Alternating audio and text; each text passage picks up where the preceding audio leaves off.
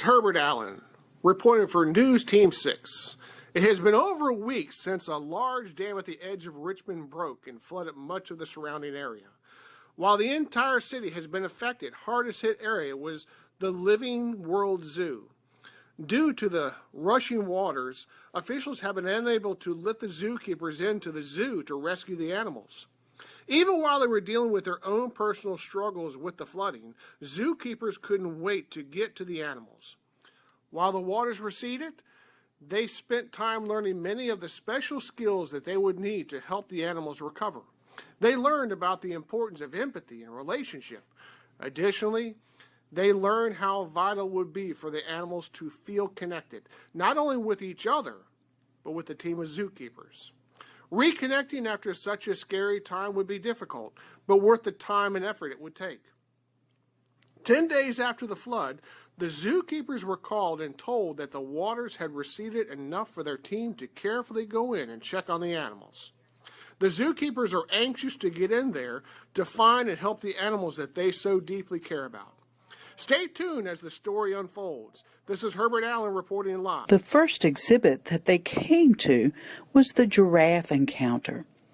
This encounter was at the bottom of a steep hill, and unfortunately it was still filled with water. As the keepers looked around, they saw Millie, with her tall neck and head above the water, while her body remained under the water. Poor Millie! She had been standing in water this whole time, and you could see the fear in her eyes. All week she must have thought that any minute the water would be over her head. It took some time, but with gentleness and a great deal of strength, the team was able to lead her to higher ground. The zookeepers knew it would take many weeks of rest and tender, loving care before Millie would learn to feel safe again. The next exhibit belonged to Alexis, the iguana. Apparently, she had fared much better than the giraffe. Her exhibit had a hill in the middle of it, and when the flood waters came, the ants had made their way along with Alexis to the spacious hilltop.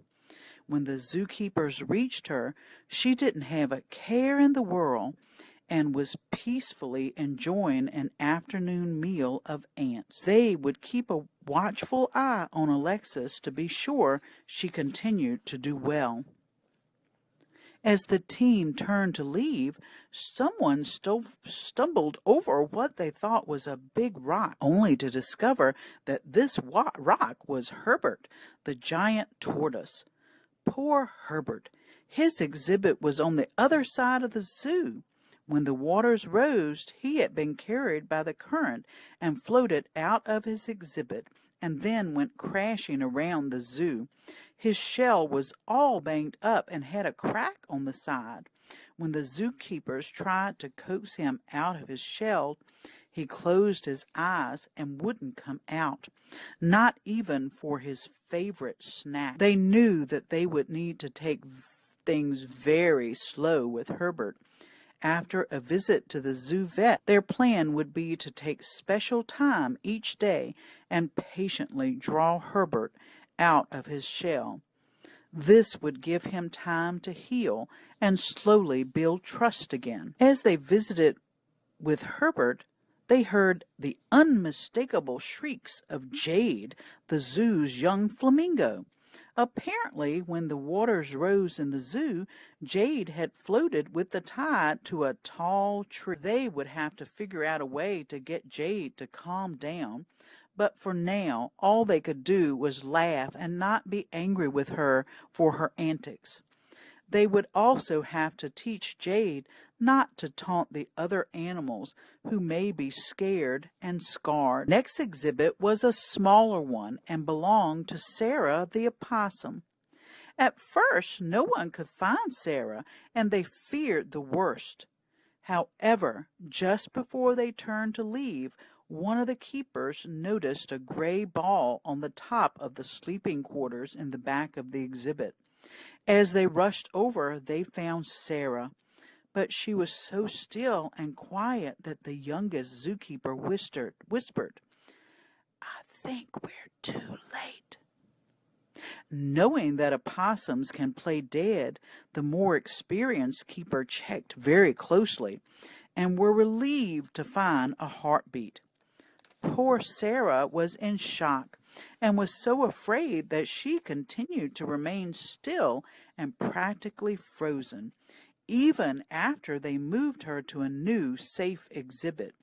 The keepers moved on. Before they even arrived at the next exhibit, they could hear the roars of Max. Max was the zoo's lion, and he was mad. They had never seen Max so upset before, and they looked around. They realized that Max was likely very hungry, on top of being scared, cold, and wet. Max liked things predictable, like his dinner arriving at 5 p.m. nightly. Poor Max. Nothing was as it had been. He might even be blaming the zookeepers for the flood. The keepers knew that they had to approach Max carefully and not take his roars and lashing out personally. They gave him some food and cheered him on when he came forward to eat. It was a good start, though it would very likely take a long while before Max could learn to trust his caretakers again. There were still many more animals to check on, and they trudged up the hill. They saw Ernie, the zoo's baby black bear. In the distance, poor Ernie, from his exhibit, he could see the entire zoo. He had seen the flooding and didn't understand what was going on in his world. He just knew that it was not right. Sadly, he had been so anxious that he had worn a deep path as he paced back and forth in his exhibit. The zookeepers knew that they would have to take extra care with Ernie. Not only would he need to be comforted and reassured over and over, but he would be taking his cues from the zookeepers. The keepers approached Ernie with gentleness and care. They used quiet and steady voices, kind eyes, and moved very slowly in and around the exhibit. In fact, they were finding that when they approached many of the animals in this manner, the animals would watch them very carefully, but seemed to relax a bit. The zookeepers trudged on as they started down the other side of the hill. They heard a loud commotion overhead. This time it was a Boo, the zoo's lemur. It was almost as if he knew that with the arrival of the zookeepers, things would be better, and he was celebrating by swinging wildly through the trees. He was making so much ruckus that the zookeepers could hardly hear each other talk.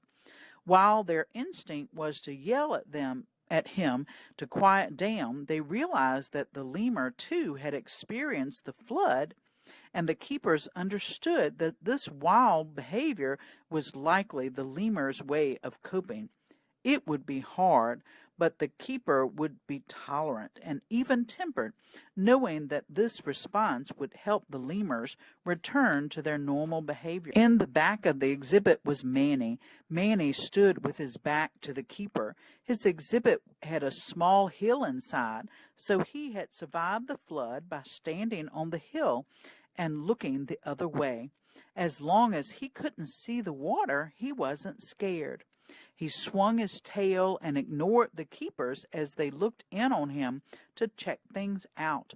No matter how hard they tried, Manny ignored them and just kept eating. They sighed. They knew that while Manny looked fine, they would have to spend some significant time helping him to feel safe and trusting enough to turn around and face the new landscape of the zoo. While it may take their untiring efforts, Manny was worth the hard work. Past the elephants exhibit was the Hippo Pond. There, where the dirty, receding waters had mixed with clear pond water, sat Martha. All they could see were her ears and her nostrils. Poor girl! From inside her dirty pond, she couldn't see the other animals, but she had heard their cries as the water poured and cascaded through the zoo. She looked so lost. Her eyes were glassy, and her ears didn't even flick back and forth like usual. She would need a friend to help her through everything. The keepers made a plan to call neighboring zoos to find another hippo as a companion for Martha. The zookeepers were almost finished with their rescue efforts when they came to the sheep corral. What they saw made them all bow their heads as their eyes filled with tears. Dodger, the zoo's baby lamb, was jumping around his mother, who was not moving. Sadly, she had not survived. Poor Dodger, he didn't know what to do. As the keepers entered the corral, Dodger became even more frightened and started jumping this way and that. After a few minutes of frantic running, his favorite keeper slowly approached and kneeled down. After sitting still for some time, Dodger slowly settled some and edged closer to the keeper. He was weak and cold as he snuggled into the keeper. Someone would need to stay with Dodger around the clock in order to help nurse him back to health and to support him as he struggled with the loss of his mother. Finding people to stay with Dodger as he healed and grew stronger would be very important. Luckily, everyone loved Dodger, so finding volunteers willing to give extra love and support would be easy. Finally, they reached the last exhibit, the one that held the zoo's wild dogs. As the zookeeper got close, they noticed that all of the dogs were standing watching. During the flood, they had helped each other as best they could. They had warned each other as the waters were rising. They gathered food and shared, and they all looked after the youngest pups. They had also been waiting for the waters to recede, waiting for the zookeepers to come back, for they knew they would, waiting for someone to come and show them that they were loved, cared for, and safe. Just seeing the zookeepers with their smiles, warm hearts, and friendly faces made all the dogs start yipping and barking. It was a wonderful sound that spread to every corner of the zoo, bringing comfort to all the animals. Hello, this is Priscilla Preston with the Channel 8 News reporting on the World Zoo. It took many weeks for the remaining floodwaters to finally recede from the zoo. During the time, the community knew that the zookeepers alone could not do everything that was needed to help the animals because, after all, the animals weren't the only ones affected by the flood. Many people came together to help build safer exhibits for those animals who needed it. Others came to take special care of the animals. Still others joined volunteer teams who would play with the animals. With time and encouragement, the animals started to settle down, and they were able to learn that while the flood had been fun for them, it may have been hard for their animal friends. The entire community worked together, helping all the animals by visiting their exhibits often and applauding and cheering the animals as they got stronger and learned to trust, connect, and play again. As the community worked alongside the zookeepers, the Living World Zoo became a model of zoos everywhere, showing them how to build trust, safety, love, empathy, compassion, connection, and strong relationships can bring healing, fostering resilience, and spread hope. That is all